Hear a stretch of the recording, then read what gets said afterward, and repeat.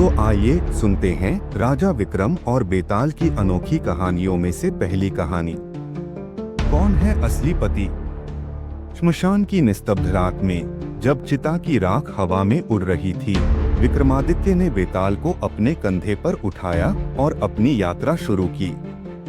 कुछ ही कदम चले थे कि बेताल ने ठहाका लगाया और बोला, राजा विक्रम, तुम सच में बड़े साहसी हो, पर रास्ता लंबा है और इसे काटने के लिए क्यों न मैं तुम्हें एक कहानी सुनाऊं। लेकिन याद रखना, उत्तर जानते हुए भी यदि तुमने कुछ न कहा तो तुम्हारा सिर टुकड़े टुकड़े हो जाएगा।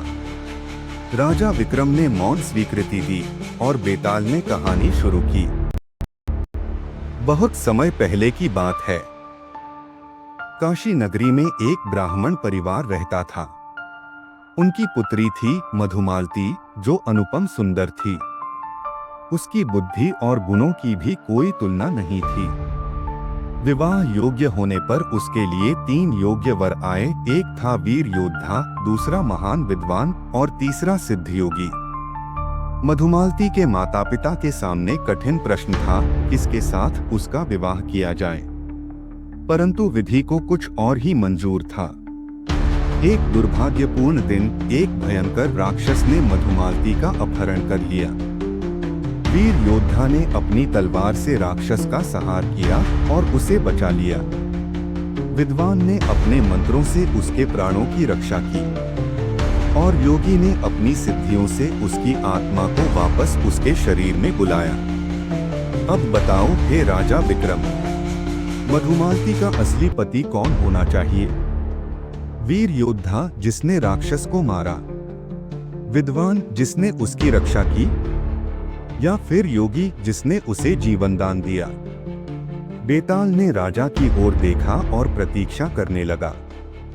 राजा विक्रम गंभीर स्वर में उत्तर देते हुए बोले, बेताल, इसमें कोई संदेह नहीं है कि तीनों ने मधुमालती के जीवन में महत्वपूर्ण भूमिका निभाई। लेकिन विवाह केवल परोपकार का ऋण नहीं होता। योद्धा ने शौर्य दिखाया, विद्वान ने रक्षा की और योगी ने जीवन दान दिया।